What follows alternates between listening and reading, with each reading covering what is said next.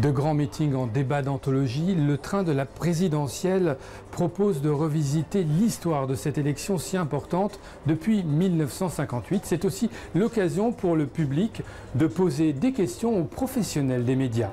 Alors pour quelle raison en fait on se sent si loin de ce devoir civique?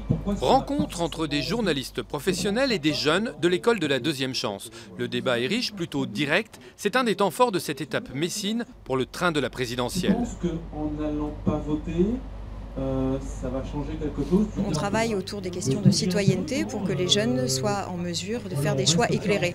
Et cette manifestation, c'était bien l'occasion d'éclairer les jeunes sur les présidentielles à venir, leur donner le goût, l'intérêt et leur donner l'information pour faire en sorte qu'ils se rendent nombreux dans les urnes sur le premier tour.